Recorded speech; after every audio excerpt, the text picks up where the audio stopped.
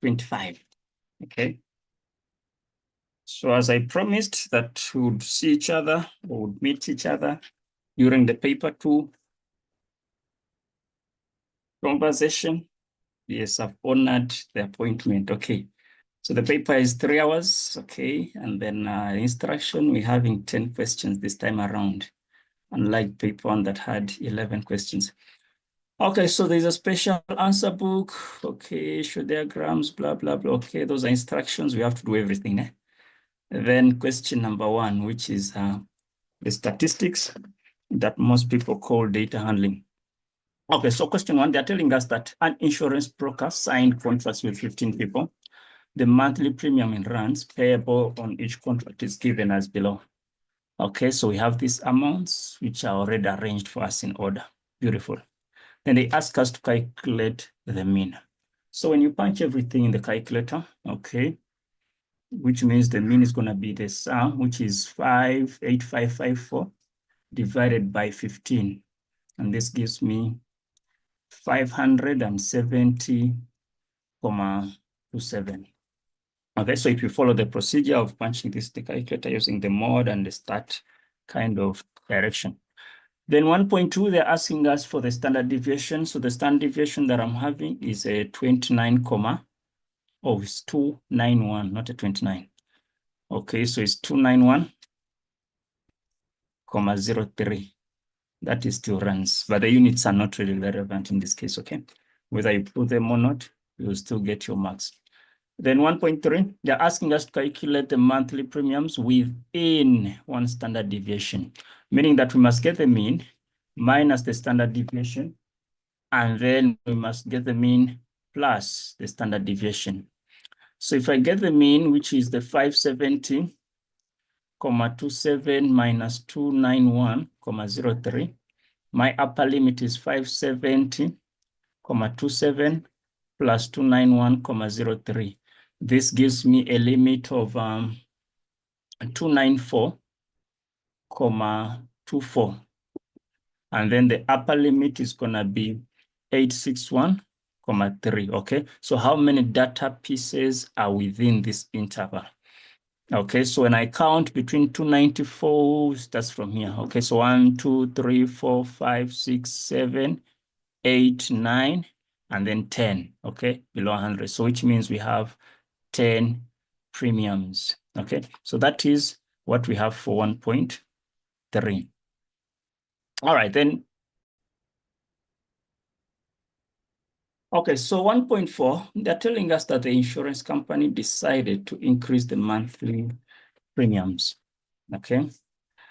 The monthly premiums that were less than 500, they were increased by 18%. And then those ones above or equal to 500, they were increased by a certain percentage, which is K. After the increments in the data, a new mean was determined as 686.44. They want us to get the value of K. All right, so what we're going to do there.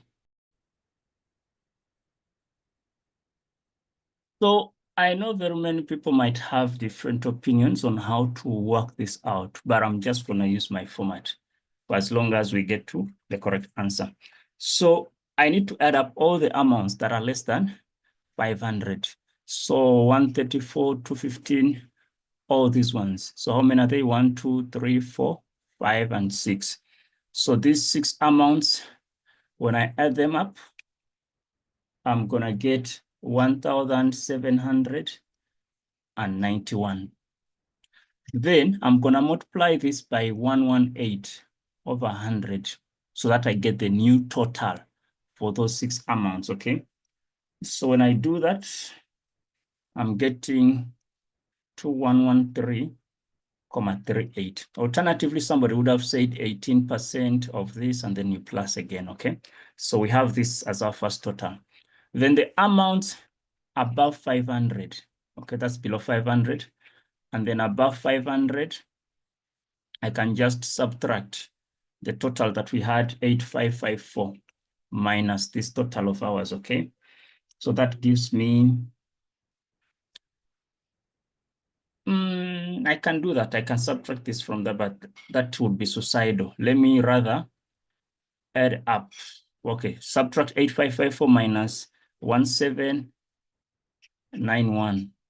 Okay, this gives me 6763.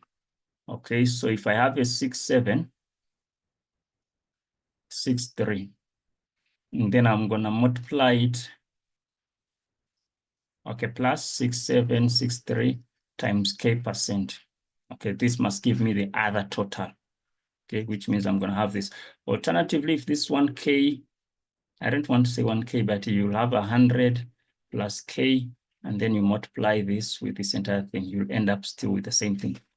Okay, then after getting this, I need to plus the 2 and try to find the mean, okay? So I'll have 2113,38 plus the 6763 plus the 6763k%, okay? And then I'm gonna divide this by 15 and then equate it to the new mean, which is 686,44, okay? Then I'll multiply both sides by 15 so that I get rid of the 15. So times 15, and then times 15. So this cancels 2113,38 plus, that's gonna be 6763 plus the 6763k, the percentage should give me, what answer do I have there when I multiply? Boom, boom, boom, boom, boom, boom, boom. Okay, so when I multiply that, I'm ending up with a 10296,6. Okay, let's just confirm that 686,44 multiplied by 15. 10296,6. Okay, let's plus this together. We're gonna get 8876,38 plus the 6763k% is equal to 10296,6. Let's move this that side. It will be a subtraction. 6763k% should give us, when you do your subtraction, I'm ending up with a 1420,22 divided by 6763. Okay, so meaning that our k% is something like a 0.20998.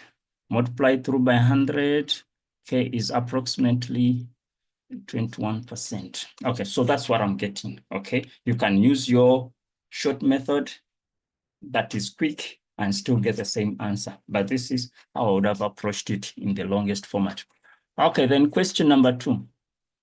Question number 2, they're telling us that the manager of a supermarket decided to do a survey on the number of items that a customer ordered online and the time in minutes that the packer took to have the order ready for delivery. So they have 10 online orders on a certain day, and then the information is for those 10 orders. Okay, so we have the bivariant type of data. Okay, they want us to draw a scatter plot. Can I draw it here? Okay, so let me just put it down here.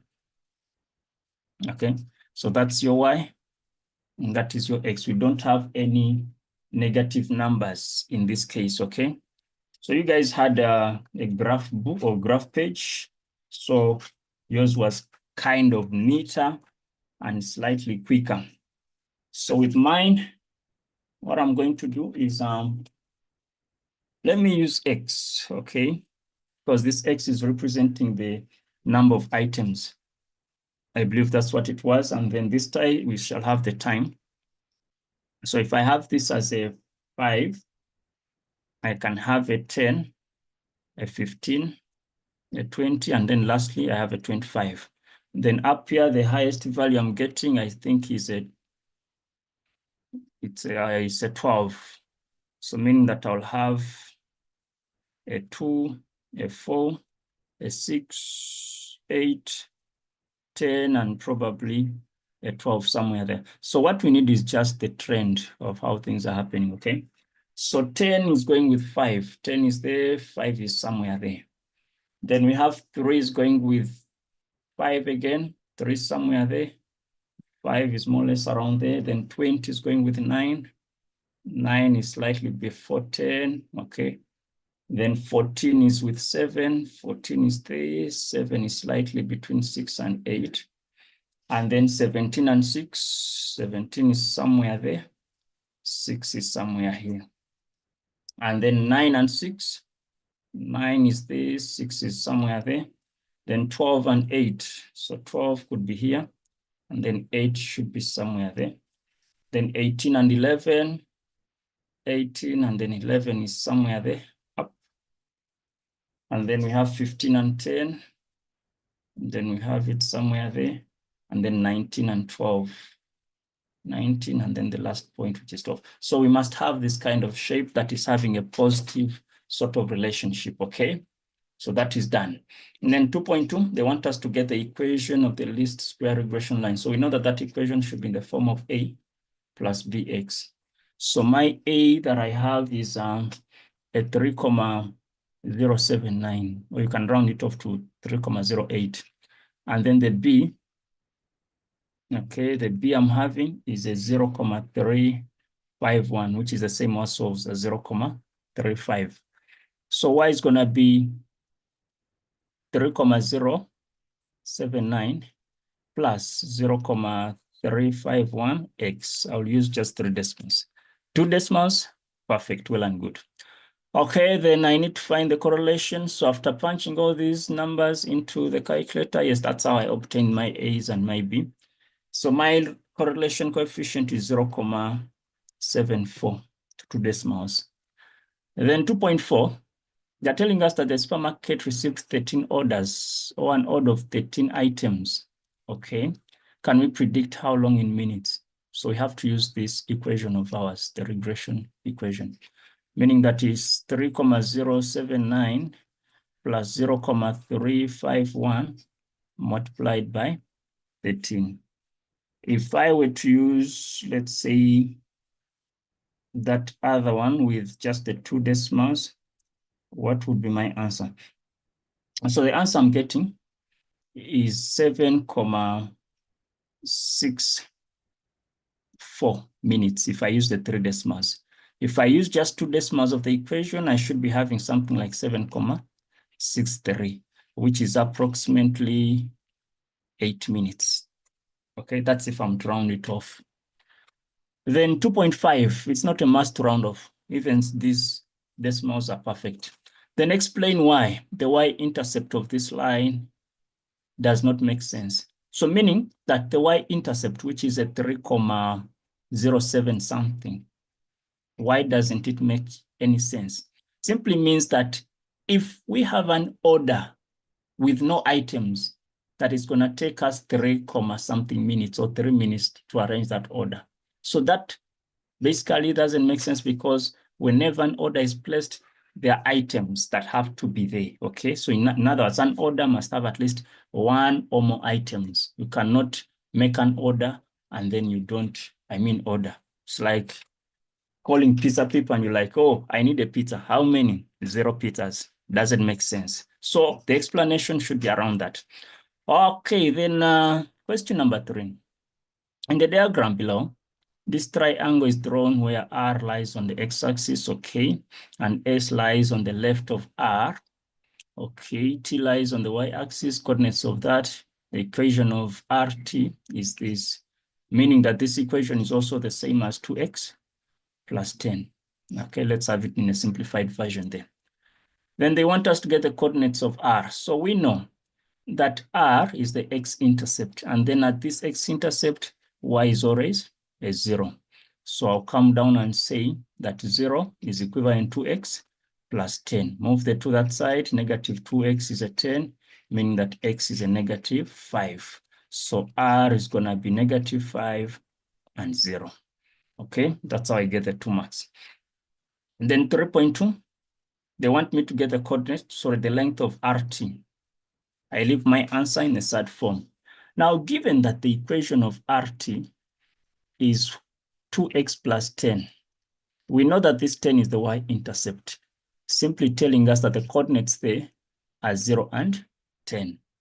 Okay, they want us to find the length of RT. Since we've proved that this is a negative 5, and we know that this is a 90, we can use the Pythagoras, or you can use your distance formula. There is no problem with that, okay?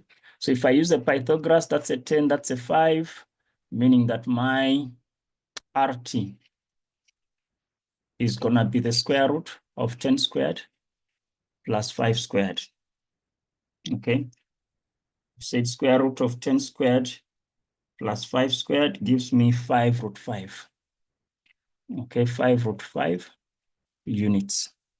That is what we would have done to get that. Alternatively, use your distance formula. Okay, you still get the same answer. All right, then 3.3. Question 3.3. What do they need? They're asking us to determine the value of m if 2RT squared, okay, twice the RT squared, meaning that the 5 root 5, and then we square that, should give us 5 SR squared. So what is our SR? We don't know what SR is, but we're gonna use the coordinate or the distance formula to determine that. Okay, so where can I do this? Okay, I can write it here. Okay, so where we have the left-hand side, we shall have 2 into 5 root 5 squared should give us the SR, I'll say it is M minus 5, which is a plus 5 squared, plus, this is 1 minus 0 squared. This is our SR squared, okay, from the distance formula. So I'll replace that is, so M plus 5 squared plus the 1. I'll open up this bracket and also simplify this side. So the 250 here is gonna be M squared plus 10M plus 25 plus 1. Let's move everything to one side of the equals. No, there's something I missed out. There's a 5 here.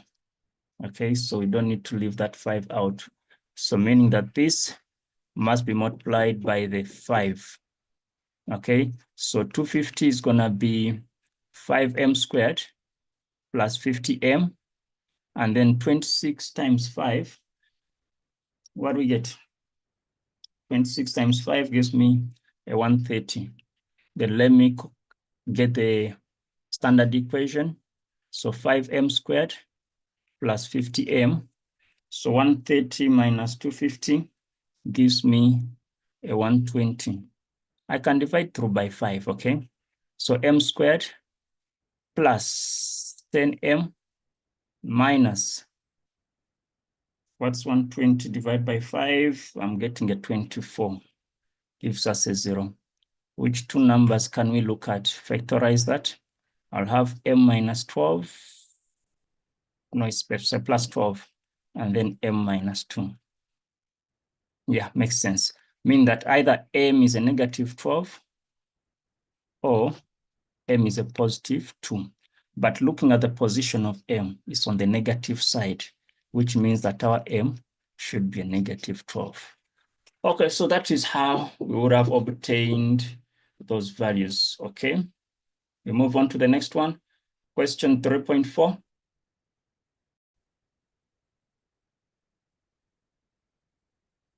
Okay, so 3.4, that telling us if it's further given that V lies on the line ST, okay, such that VR is perpendicular to ST, can we determine the equation of VR in this form? So one thing we know is that for as long as lines are perpendicular, the product of their gradients must always be a negative 1. So we're saying this is a negative 12 and 1. Okay, that's a 0 and 10. So we can find the gradient of this line, ST. Okay, let me put it aside. So we said S is negative 12 and 1. T is 0 and 10. So gradient of ST is gonna be 10 minus 1 over 0 minus 12. Okay, gradient is change in Y over change in X, meaning that we have a 9 over 12, which becomes a 3 over 4. Okay, that's the gradient of the line ST. Now, if they are perpendicular, meaning that the 3 over 4 multiplied by the gradient of V, is it VS? No, it's VR. Okay, gradient of VR must give us a negative 1. So the gradient of VR becomes -4/3. But VR is passing through -5 and 0. So for us to get the equation, y minus y1 is equal to m into x minus x1 is what I'm going to use. Okay, meaning that I have y minus 0 is equal to -4/3 into x minus minus, which gives me a +5. I open this up, I have a -4/3x minus 20/3. So that is the equation that the question wanted. Okay. Then 3.5, can we show, hence, can we show that the coordinates of V are -8 and 4? Okay, how do we prove that that's -8 and 4? So what I'm gonna do, 2 marks. What would people have done in this kind of scenario? Because the approach I have is kind of lengthy for 2 marks.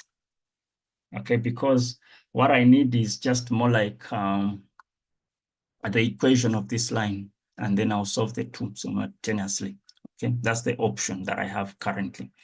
Okay, so we know that the equation of this line, since we say that the gradient is gradient of ST, we got it as a 3/4. Yes, 3/4. Okay, so it's a 3/4 with x. The y-intercept is a 10. This is our equation. Okay, then we already have the equation of this other line that we found. So I'm just gonna solve them simultaneously there. This is question number 3.5, okay? So we're saying 3.5. We're saying y is a 3/4x plus 10. And then the other equation for the VR, we said it's a -4/3 x minus 20/3. Let's equate the two.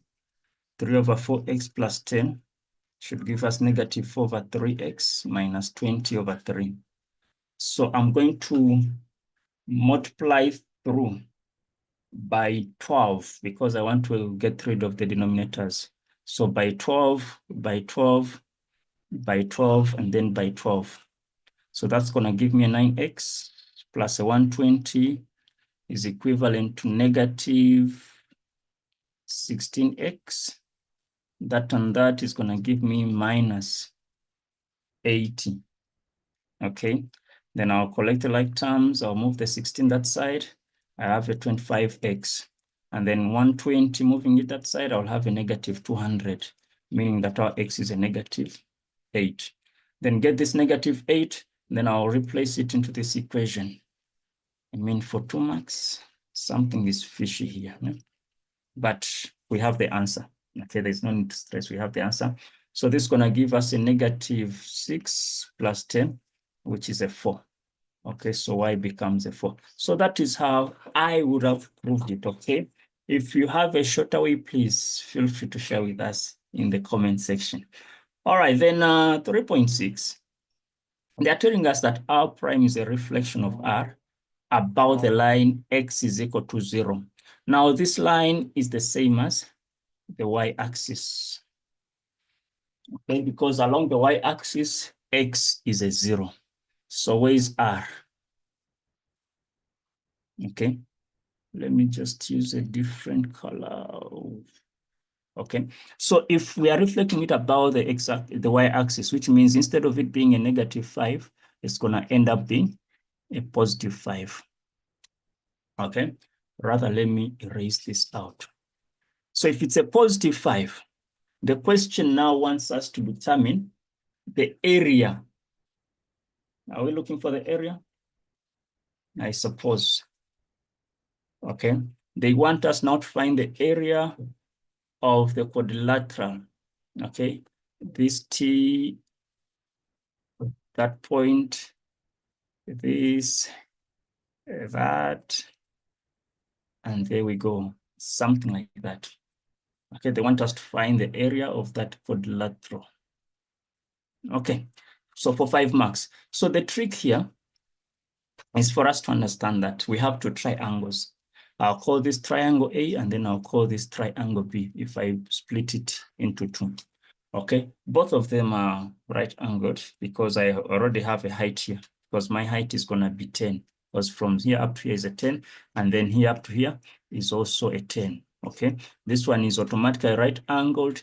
The only thing I need to find is the distance. Okay, find VT, and then I also find VR. If I do that, I'm good to go.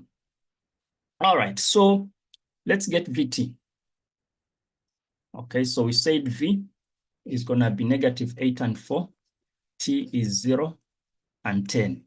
Okay, so meaning that our VT, what is our VT? People with calculators, okay, is a 10 minus 4 squared. If we use the distance formula, 0 minus 8 squared under the square root. So 10 minus 4, that is a 6 and 8, meaning that this is 10 units. Okay, then we said we also need which other distance? We need the distance VR. Okay, so VR, we know that our R is going to be a negative 5 and 0, meaning that it's going to be the square root of negative 8 minus 5 squared, then plus 4 minus 0 squared. Okay, when we punch this into the calculator, we have the square root of, that's going to be 3, which is a 9, plus a 16, meaning that it is 5 units. Okay, so I need to find the area of this. So this is a 5, this is a 10. We have this as a 10, we have that as a 10. So let's get the area of A plus the area of B. Okay, area of A plus the area of B. So that is a half. The base, let me have this as my base, which is a 10, and then let this be a height because these two are perpendicular. Okay, so it's 10 times 5, then plus a half. We said the base of B is this total distance, which is a 10. The height is also 10, okay? 10 times 10. Okay, so when we simplify the first part, that's gonna be a 25, and then this is going to be 100 divided by 2, which is 50, meaning that our answer is 75 units squared. So that is how we would have obtained those 5 marks. All right, then question number 4. The diagram, M is the center of the circle having this equation, okay, meaning that the coordinates of M here are 3 and 0. Okay, and then the radius is 5 based on this. Okay, so if that's a 5, meaning that this one is also a 5. Okay. Then E is negative 1, 3, T are points on the circle. EC is a tangent. Okay, so if it's a tangent, okay, there's something we're gonna see. E cuts at D, that's perfect. And then they're telling us the distance ED is 15 over 4. Then MT is produced to get point C. Perfect. They want the size of CEM. So CEM, this angle here. So we know that that angle is a 90. Why? Because it's a tangent perpendicular to the radius. Okay, tangent and the radius will be perpendicular. And then they want the equation of the tangent EC in the form of mx plus c. So what we need to know is that whenever they ask us for the equation of the tangent, we need to first of all get the gradient, okay, of the radius to the tangent. So gradient of the radius is going to be change in y over change in x, meaning that I'll get my 3 minus 0 over negative 1 minus 3. So this gives me a negative 3 over 4. Yeah? That is for the radius. Then we know that gradient of the radius times the gradient of the tangent must give us a negative 1, meaning that the gradient of the tangent is going to be a 4 over 3. Okay, so we have our gradient as a 4 over 3. Then we need to write down the equation using this point E. Okay, so I'll say y minus y1 is equal to m into x minus x1. So y minus 3, I'm using point E, is equal to 4 over 3 into x minus minus 1, which gives me a plus. Okay, Open this up as you transpose. So it's a 4 over 3x. That's going to be a plus 4 over 3. When I move this 3 that side, becomes a positive 3. So it's a 4 over 3x. This is going to be 9, which is a 13 over 3. This is the equation that the question wanted. Okay. Then they want the length dm. Okay. The length dm. Now, since we've proved that this is a 90, we know that the radius is 5. We can find this using the theorem of Pythagoras. Okay. Meaning that our dm is the longest side, is opposite 90. It's going to be the square root of 5 squared plus the 15 over 4 squared. You punch that in the calculator. How many marks is it? It's 3 marks. Okay. When I punch that in the calculator, I'm getting 25 over 4 units. Okay. Alternatively, one would have started, since we already have this equation, you start by getting the coordinate of D. Okay. And if you look for the coordinates of D, because at D, the y is 0, you're going to end up with a negative 13 over 4. And then you just plus this together. So it's going to be 13 or 3 minus 13 over 4. So that should give you a 25 over 4 as that. Okay. So that is 4.3. And then can we show that P is negative 5? So we already have the equation here. And we already have the x value. So let's replace the x with the negative 7 and see. So 4 over 3 into negative 7 plus 13 over 3. When I punch that into the calculator, that's negative 28 over 3. Okay, plus 13 over 3. So perfect. It comes out as a negative 1. Then 4.5, can we calculate the coordinates of S? Okay, where SEMC is a parallelogram and the x coordinate of S is negative. Okay, it's less than 0. So they're telling us that there is a parallelogram. Okay, in other words, there is some extra coordinate. So I'll just put that coordinate around here. I don't know, anyway. I'll call that S. And then I have my x and then my y. So if I connect that and then connect that, I'll have some sort of a parallelogram. I know it's weird, it's ramshackle, but it's no big deal. Ne? What we need at the end of it is for us to come up with the correct answers, okay?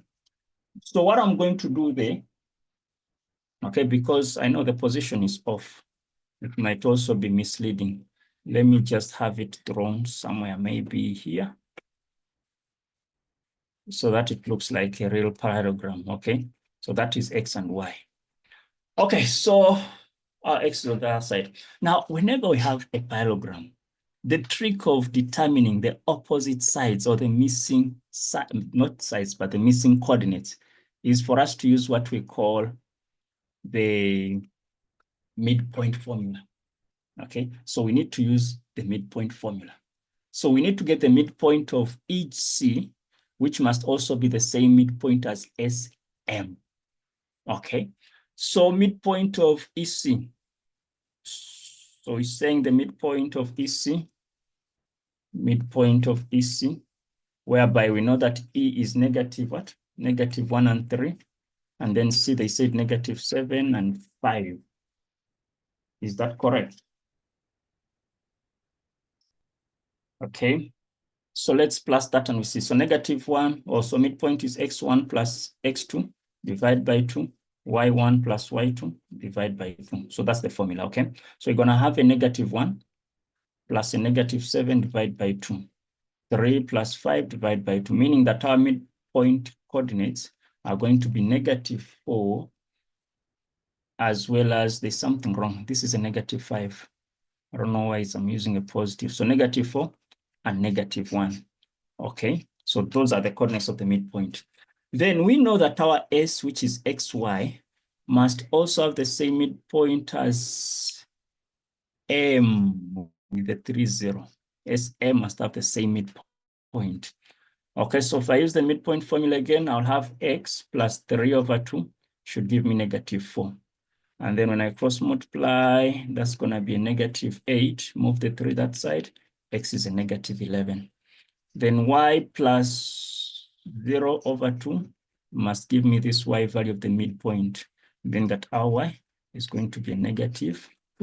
So that is how I would have gone about answering that question. So they want the coordinates. Okay, so we said -11 and then -2.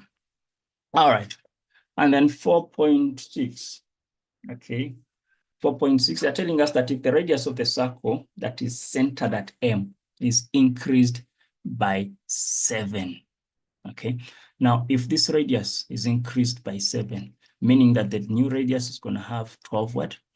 12 units. Good. Now, they're asking us, determine whether S lies inside or outside of the new circle. Support your answer with the necessary calculations. So when I look at the center, okay, so I'm going to look at this center and this coordinate S and see what distance is here. So if the distance between S and M is smaller than 12, then it lies within. If the distance is bigger, then it lies outside.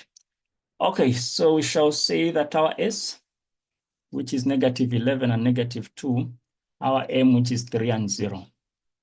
Okay, so we're going to say that the distance SM will be the square root of 3 minus -11 squared plus 0 minus -2 squared. Guys, I apologize for not writing the formulas, okay?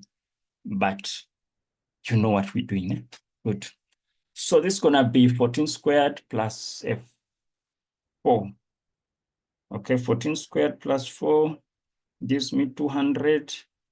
And then square root of 200, okay? So 14 squared and that gives me 200. And then square root of 200 gives me 14,14.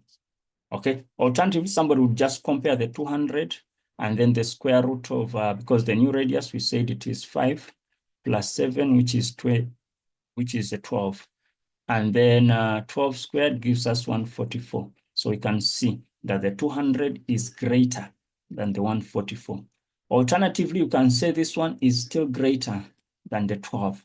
Therefore, the point S lies outside of the circle. Okay, so whichever format you want, you can compare it using the 200 and the 144, or compare it using the actual values. Okay, so that is how we would have gone about with question number 4.6. All right, 4.7 for 5 marks. This question. Let's see if it makes sense. Okay, because me looking at it, I'm gonna do still a longer approach to get to the answer, which might annoy some people. But let's give it a try.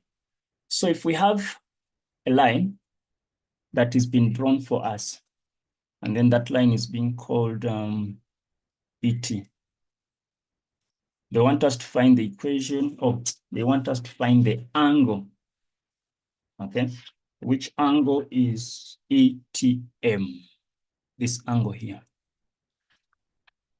So the only thing I know, okay, is that this is a 5. If that is a 5, how do we find this angle here for 5 marks? Do we have the equation of CM? Because I'm thinking of finding the equation of CM, but is it gonna help? Because we know this is a 90, which is fine, but does it help here? Guys, help, please. If I use the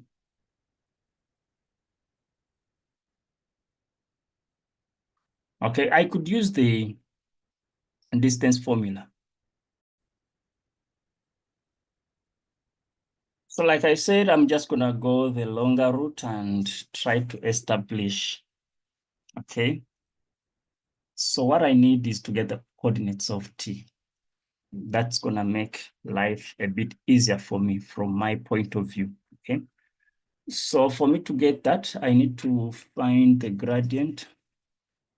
Okay, let me just erase this and find the gradient of Cm. Guys that worked out this thing in a shorter way, please help us. Ne? So that's gonna be -5 minus 0, which is a -5 over -7 minus 3, which gives us a positive 1/2, okay? So if it's positive 1/2, and then we use this point, it's gonna be y minus 0 is equal to 1/2 into x minus 3, meaning that our equation is 1/2 of x minus 3.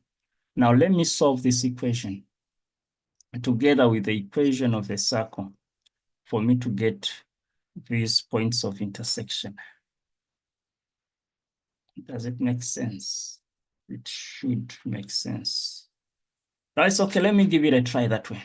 Let me give it a try. So we're saying that the equation of the circle is x minus 3 squared plus y squared gives us a 25.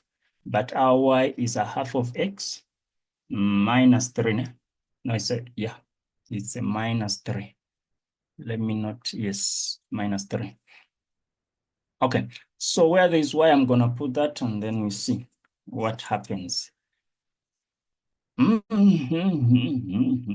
Okay, so x squared, no, let's say x minus 3 squared plus this is 1/2 of x minus 3 squared gives us a 25. Okay, let's open it up. So that's x squared minus 6x plus 9 plus, that's gonna be a quarter of x squared minus, that's gonna be 3x because I multiply this and then times 2. And then this is gonna be a plus 9 minus 25 becomes a 0. Okay, let me just collect my like terms quickly. So this becomes a 5 over 4 x squared. This and that is minus 9x. This and that is 18. What's 18 minus 25? That gives me -7 is equal to 0. Let's multiply through by 4. Yeah, which means it's 5x squared minus 36x minus 28 is 0. Okay, so if, let's say we are to solve this, this is lengthy. Let's hope we don't get lost with this. Okay, we're saying it's equal. So we can use the quadratic formula here to do the solving. Getting big answers here. Okay, so I'm getting something like a 7,9. I don't know what that is. Okay, and then I'm also getting a -0,71. Wow, why so big answers and funny answers? So the x of interest is this side, which is negative. Why is it a small value? -0,71. Okay, so if it's a -0,71, let me punch it into that equation of the line. We said 1/2 of x minus 3. So 1/2 times 0,71 minus 3. Let's see, 0,71 minus 3, which is a -2,65. Okay.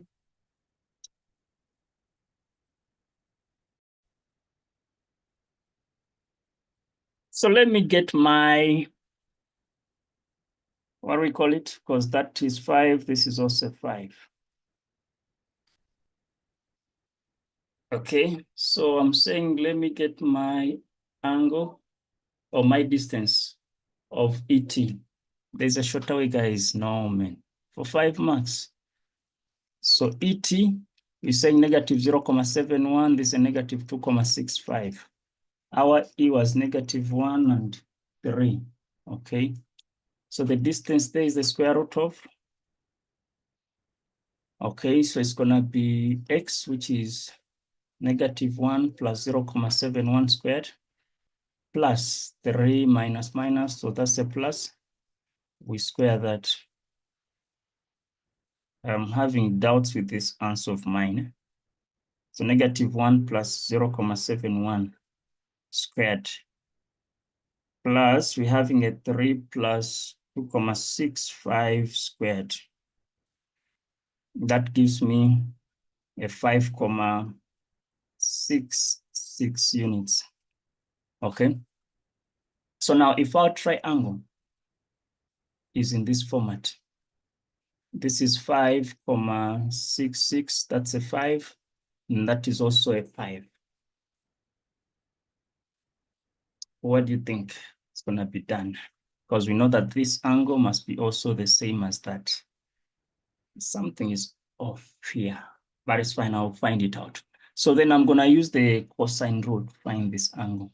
So if that is A, B, and C, we know that from the formula page, we know that the cos of A should be A squared. Okay.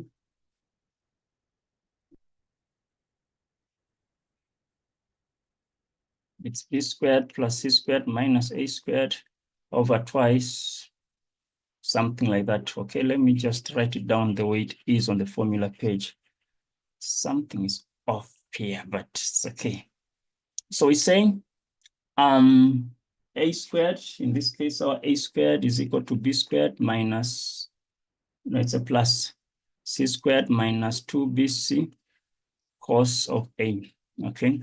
So if this is our A, it's going to be 5 squared is equal to the 5.66 squared plus 5 squared minus 2 times 5.66 multiplied by 5. And then we're saying the cos of A. So this can cancel that. Okay, I'm going to move the 5.66 to that side. So 5.66 squared becomes 32.0356 negative is equal to 2 times 5.66 times 5, which becomes a 56.6 cos of A. It's also negative 56.6 over negative 56.6. My approach that I'm taking is worth 8 marks, not just 5, okay? When I simplify this, so I have a 32.0356. I'm dividing it by 56.6, which is a 0.566. And then I must find the arc cos of 0.566. Sure. So shift cos of 0.566. The answer I'm getting is a 55.53. Wow. What a lengthy approach. Okay, so alternatively, okay, the quicker way would have been to use the gradients. Okay, I think I'm getting back to my senses. For you to get the gradients. And how would that have worked? We know that this is a 5. This is also a 5. This angle will be the same as this angle here. Okay. If we can find this angle and find this angle, whatever is left, we need to subtract it from 180. Okay, then we divide it by 2. So what is the gradient here? Okay, let's just confirm, guys, and we see. I'm sorry for boring you guys with my long method, but we could also use this, okay? So the gradient of EM, remember we said it is 3 minus 0 over -1 minus 3, which is basically 3 over 4 negative. No? That's the first question we started with. And then the shift tan, okay? The arctan of -3 over 4 gives us a -36.87. So meaning that this answer here, or the angle here, is a 36.87. You could find also the outside part, no stress. Then if we find the gradient of this, okay, so gradient of CP, which is gonna be 0 minus -5 over 3 minus -7, which we also found as what? A half. Okay, so the shift tan over half gives us a 26,57. I'll have it as a 57 there. So meaning that this angle here is a 26,57. Even this one will be a 26,57. Then if you plus the two, let's just confirm. Let's hope my answer with the longest method is correct. Okay, so it's saying that 26,57 plus the other one was 36,87. This we must subtract from 180. Then the answer we get, we divide by 2. Okay, so 180 minus the 26,57 plus the 36,87. Okay, I'm getting 116,56. We divide this by 2. Okay, I'm getting a 58. Hey, there's trouble in paradise. 58,28. This case, we had a 55. Okay, so I would vouch for the 58, guys. I would vouch for the 58 because it makes quite a lot of sense. Because we know that this angle must be the same as that angle because those are angles that are opposite equal sides. Okay, then that is 4.7. Then question 5. They're telling us that the cos of theta is -5/13 within this. So if I'm to look at the quadrants, if this is negative, no, it's positive 118, this is a 360.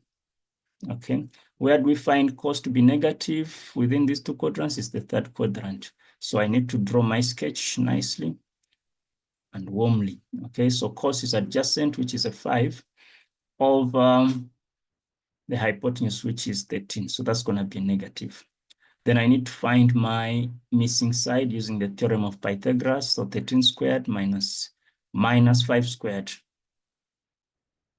Okay, under square root. So when I do that, what do we end up with?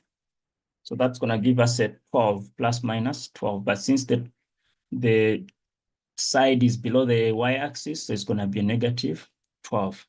So the triangle is complete. We go to the sine. So sine is opposite over hypotenuse. So -12/13, we square that, which is 144 divided by 169. Opposite over hypotenuse. So 169, no, 144 over 169. Okay, so that is that. And then tan 360 minus theta, which quadrant is this? That is the fourth quadrant. And the tan, because we know that the tan is negative in the fourth quadrant, so it's a negative tan theta, which is a negative. Our tan is opposite over adjacent, -12/5. That's going to be the answer. Because the negative and negative will be a positive, but this negative makes the answer more negative. And then the cos of theta minus 135. Let's expand this using the compound angles. So that's going to be cos theta cos 135 plus the sine of theta and then the sine of 135. So we know that 135 is in quadrant 2, which will be 180 minus a 45. Okay. So we're going to reduce that. And it's going to be cos theta multiplied by the second quadrant. The cos is negative. So it's going to be negative cos 45. And then we are adding, okay, sine of theta and then the sine of 45. So we know that the cos of 45 is 1/√2. Is that correct? It's 1/√2. But then our theta from here, our cos theta is -5/13. Okay, -5/13. We're multiplying it by the -1/√2. Plus the sine is going to be opposite over hypotenuse, which is -12/13. We're multiplying it by 1/√2. Simplify this, that's going to be a 5/13√2. Okay. 5 over 13 root 2. And then I'm adding, no, I'm not adding, I'm subtracting. Okay, subtracting 12 over 13 root 2. So 7 minus 12, sorry, 5 minus 12, I'm gonna get negative 7 over 13 square root of 2. So guys, that is what I'm getting as my final answer. Okay, so that is 5.1.3. Then 5.2. Let's see. 5.2. We've been told that if we have 2 cos, okay, this is 180 minus x multiplied by the sign of negative x, and then we are dividing this by the 1 minus 2 cos squared 90 minus x. Okay, so to answer this question very fast, we need to do the reduction. There's 2. This is second quadrant, the cos is negative, okay? So that's gonna be a negative cos x. And then that's also gonna be a negative sine x over, this is a manipulated format of the double angle of cos.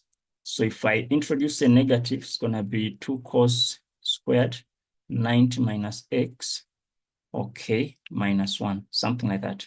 Meaning that I'm just gonna write it as negative cos twice of 90 minus x, something like that. Then I know that in the top, it's gonna change to 2 cos x sine x over, this is gonna be the cos of 180 minus 2x. Okay, so that is a positive, we have a negative down there. Then if we move on further, what we are observing is that we're just gonna reduce this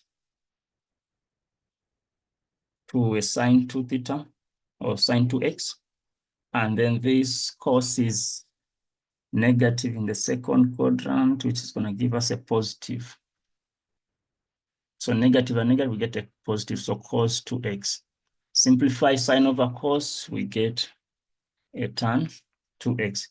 Please, you'll help me identify this, because I'm not sure whether I left out a negative sign or because this negative here is what I'm carrying over to this point. But I already know that this and this is a positive. And if it's a 180 minus, then the negative will give me a positive. So that's what I have, guys. Let's confirm with the negative signs.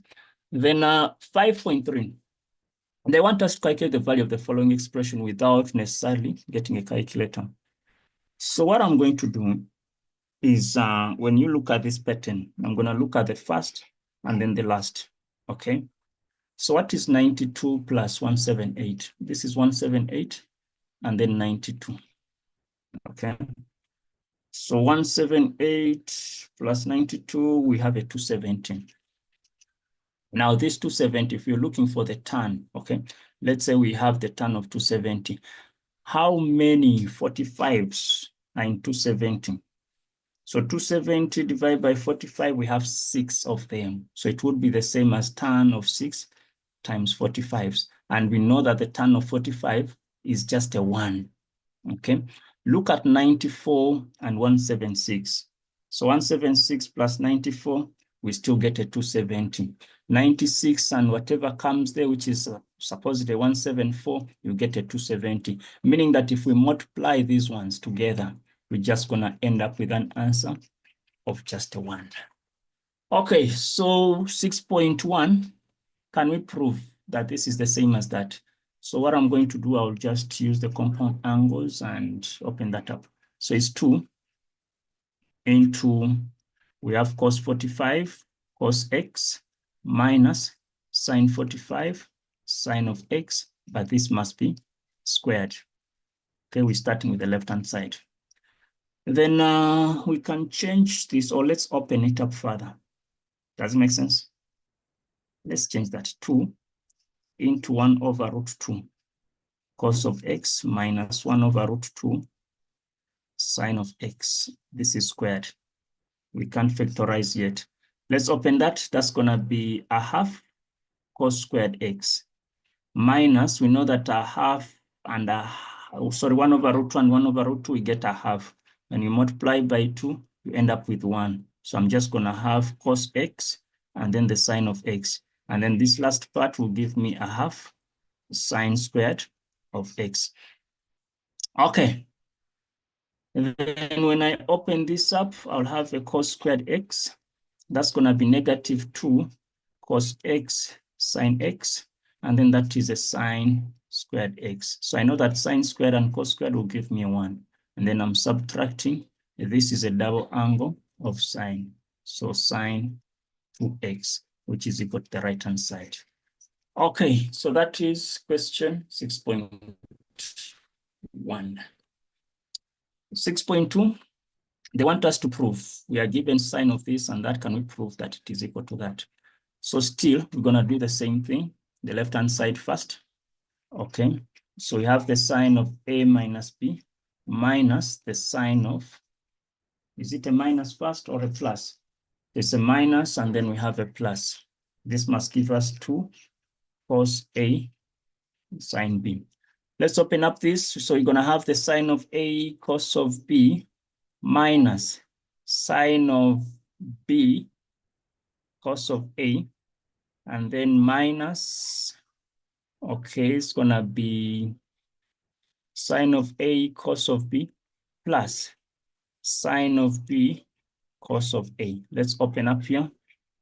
Sine of a cos of b minus the sine of b cos of a. Open up this further, minus sine of a cos b minus sine of a cos of a. Okay, so this, let's what we cancel out. We have sine a cos b positive, sine a cos b positive. So this cancels that.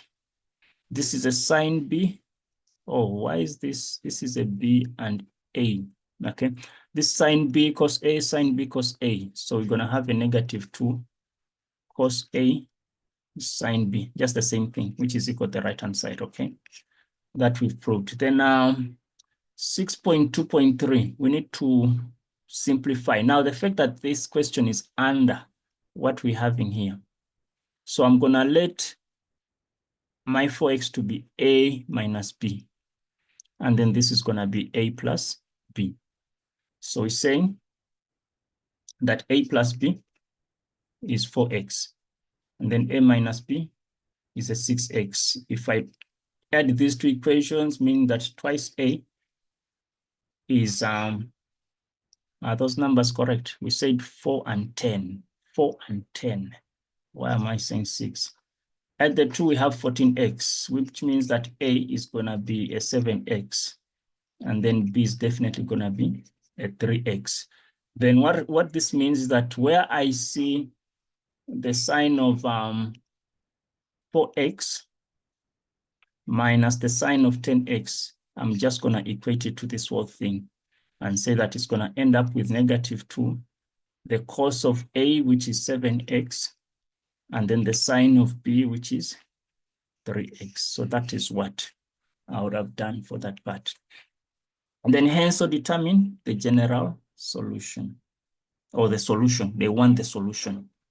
Okay, so with the solution, we need to get the definite values of x between 0 and 30. So we're saying that where there is sine of x, okay, sine 4x minus sine of 10x should be equivalent to sine 3x. Okay, so let's replace this with that. So meaning that negative 2 cos 7x sine 3x is equivalent to the sine of 3x. Let's transpose and move it that side. Meaning that's a negative 2 cos 7x sine 3x minus the sine of 3x is equal to 0. Okay, take out the sine 3x. Let's take out the negative. We're going to be left with a negative 2 cos of 7x minus 1 is equal to 0. Okay, then either the sine 3x is 0, and we know that the reference angle shift cos of 0 is going to be 0. Then we're going to have also an 8 and probably 360, but we're focusing on 30.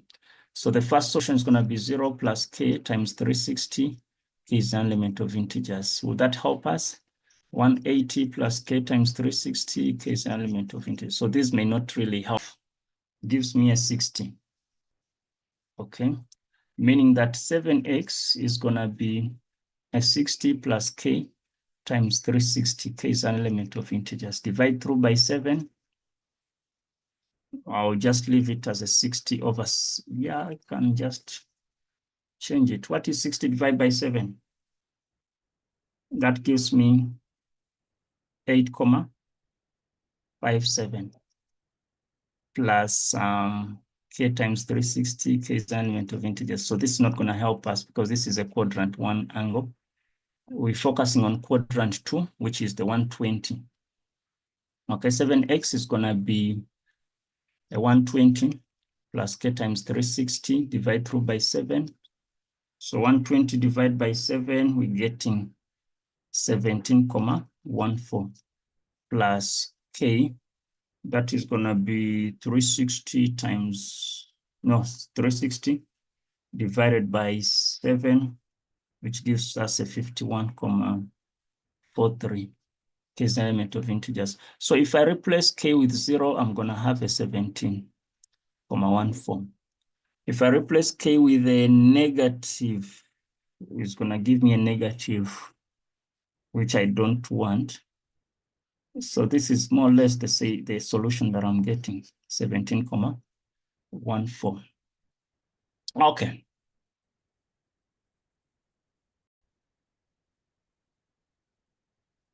Okay, so we have that 17,14, but we can also include the 0 one that we had here, because these equations were giving us a 0 plus k. So if k is a 0, which means 0 will be a solution. So the best solutions will be 0 and then 17,14.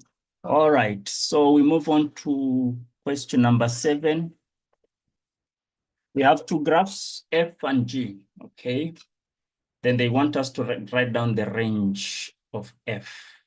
So one thing we need to know is that initially, okay, if we have a 2 cos, the range was supposed to be -2 and +2.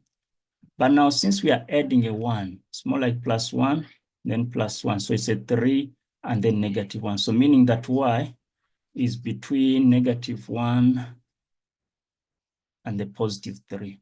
That is it 7.1? Yes, that is 7.1.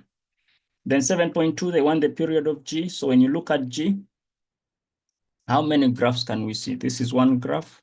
Those are 2 graphs, okay, in a space of just 360, meaning that our period, period is just 180. So it takes us just 180 degrees to get a full graph. Alternatively, get the 360 divided by this coefficient of x. We must get the same thing. And then 7.3, they want us to get the values of x in the interval for which f is increasing. So f is increasing from this point up to this point here. It's just increasing. So we're going to say that -180 is less x, and then it's less 0. So we do not put the equal signs because at -180 and at 0, the graph is typically just changing the direction. All right. Then we have next 7.4.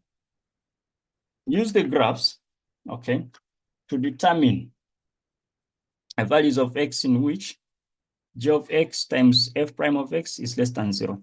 So f prime is more like the first derivative or the gradient, okay, in this case. So if I have this as a plus and this as a minus, or if I have this as a minus and that's a plus, so where do I find the g to be above while f is decreasing? Above and decreasing. So it's decreasing in this area and it's above somewhere here, okay? Then the other section is where do I find the g below while this one is increasing. So G is below here, while the other one is decreasing. So we can see the region of interest, this one and this one. But we know that if this is negative 180, this is supposed to be, this is the graph of G, which one is equivalent to 0, which is a 90. So this is going to be like a negative 90, and then this is going to be like a positive 90. So the answers for that is going to be negative 90 is less x is less positive 90. So that is how we would have answered that 7.4.1. Then 7.4.2, where do we find the cos of x to be less or equal to negative a half? Now, we're looking at the graph of cos, which is the f. So if this is a 1, negative 1, it should be somewhere here. Okay, we just want the x values. So when you punch that into your calculator, the shift cos of negative a half, okay, is going to give us a 120. So if that's a 120, even this side, it must be a negative 120. So the region of interest is below, okay, below a half. So this area and this area. So the answers for that will be negative 180 is less or equal to x, less or equal to negative 120. And on that side, we shall have a 120 is less or equal to x, less or equal to positive 180. So that is how I would have obtained that. Then 7.5, the graph of G is shifted 45 degrees to the right. Can we determine the new graph of H in a simplified form?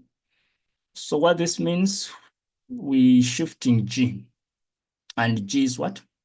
The sine 2x. So it's going to be the sine of 2 into x minus 45.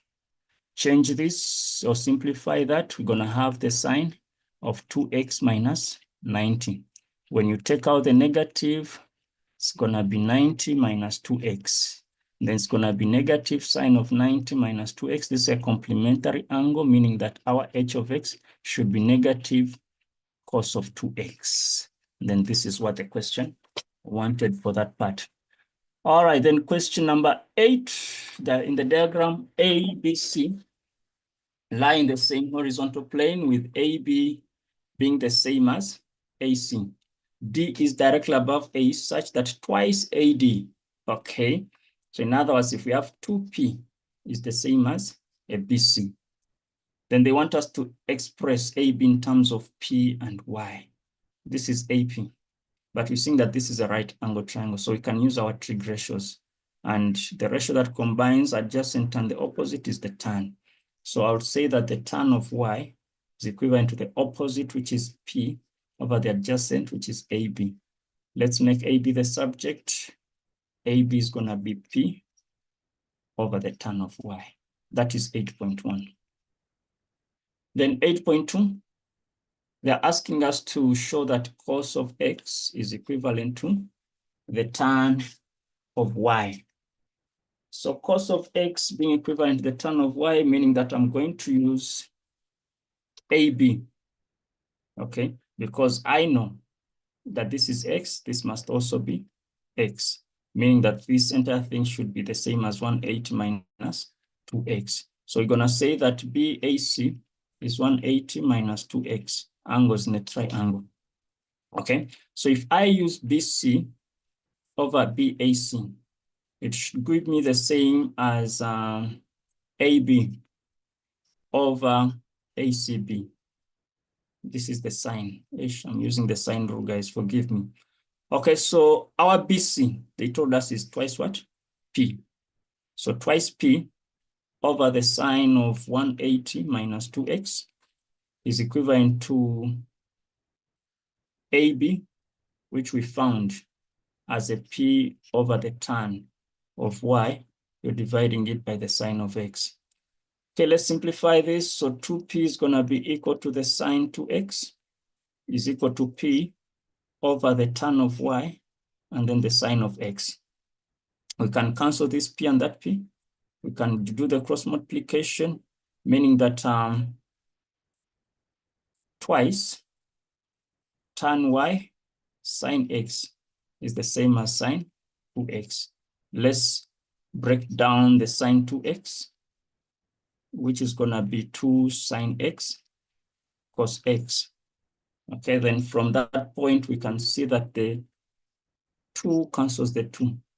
This sine x cancels the sine x. We have the tan y being equal to the cos of x. That's what we had to do. Then 8.3, they want us to get the size of y if x is 16. So meaning that the tan of y is equal to the cos of 16. So tan y gives us a half, okay? Then for us to get y, it must be the arctan. Okay, shift tan over half. Okay, so shift tan over half, which is 26 comma. That's gonna be 57 degrees. Okay, so that is what I'm getting for 8.3. All right, then we move on to the last question 9, okay? Provide reasons for the statements for question 9 and 10. Where is question 10? These people, where did they get this paper from? Same for question 9 and 10. Hey, did we miss out a question? But the page numbers are just in order. We move on. So in the diagram, DEF is drawn, line GH, okay, is parallel and intersects that, blah, blah, blah. They are parallel, perfect. DG is 2 to 5, okay? Then they want us to write down the ratio with reasons of HF to EF. So we know that if we have GF over DG, it must be the same as HF over EH, proportionality theorem. So that's also going to be the same as 2 over 5. Okay, so proportionality theorem, because these lines are parallel. Then they want us to find EH if EF is 21. So we're saying if the whole of this is a 21, can we find EH? So there are 2 ways of doing this, but let me choose the longer way, or the shorter way, sorry. So I'm going to say we're looking for EH. So I'll say 5 over this entire thing, which is a 7. So 5 over 7 is equal to our EH over 21. So EH becomes 5 over 7 times 21, and that becomes 15 centimeters. Okay, so that is how I would have approached it. Alternatively, people would have said this is X, and then that is 21 minus X, and then you solve it. You're still gonna end up with the same thing. Then write down the triangle, which is similar to FGH. So this big triangle, the Makulu one, because this is common, this is the same as that, that is the same as that. So since they started with F, I will also start with F. G must go with D, and then H must go with E. So that is the triangle because of angles name. Then hence, I'll calculate the value of GH over DE. GH over DE. So we're looking at the shorter side over the longer side. So we're comparing the triangles. Okay, so what I can do, I can look at this and say that if I have 2 over 7, okay, just looking at 2 divided by entire side, which is 7, should be equivalent to the shorter side, which is GH, over the longer side, which is DE. So the ratio that they want is 2 over 7. Okay, so that is 9.1.4. Then 9.2. Okay, the diagram POL is a diameter of a larger circle with center O. TMR is the diameter of the smaller circle with center M. The 2 circles intersect at L and R. PLK is a tangent, okay. The smaller circle, and TR is a tangent to the larger circle. Okay, the larger circle is having this tangent. Okay, and then the other one is having a tangent at this point. Then the question is, can we prove that LT is parallel to PR? LT, okay, let me just highlight this. LT is parallel to PR. Okay, so for us to have parallel lines, remember what we need to look out for. We need to look for corresponding angles, alternating angles, as well as the cointerior. But in this case, the cointerior will not apply. So let me use the tan code, because I know that this angle is going to be the same as that. Okay, so I'll say that L1 is the same as R1. Reason, that's a tan code. Then if I look at the bigger circle, we're saying that R1 is going to be the same as P. That's also a tan code theorem. And then we can say that since L1 is the same as P, therefore LR must be parallel, no, it's LT. Okay, so LT must be parallel to PR. Reason is the converse of the corresponding angles.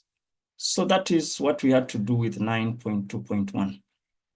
And then 9.2.2, okay, 9.2.2, they are telling us that LORM is a cyclic code. We must prove that L, O, R, and M.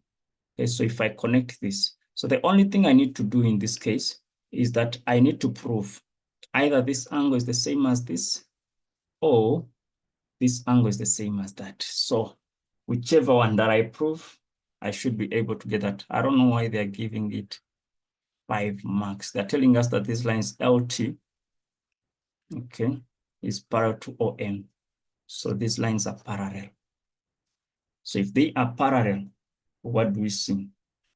So we're gonna say that this angle here is also gonna be the same as O1, okay? So what I'm saying is that P, okay, P is the same as O1. Reason, those are corresponding angles because OM is parallel to PR. Okay, so if this angle is the same as that, we can also see, or we proved that R1 was the same as P, okay? But R1 is the same as P. We proved that earlier on. And if that is true, simply means that this angle, that since R1 is the same as O1, because we have this kind of a bow tie, okay? Therefore, L, O, R, M is a cyclic code. And the reason is the converse of angles in the same segment. Angles in the same segment, or angles subtended the same whatever. So that is what we were supposed to do in that case. So guys, I'm not seeing question 10. Let's see with this, because the instructions said we have 10 questions, and then I'm not seeing that. So unfortunately, I'll have to stop at that and then wish you all guys the best. So in this paper, I can write it as, yeah, 90, it's fairer compared to paper 1. All the best, guys, in your remaining examinations. I sign.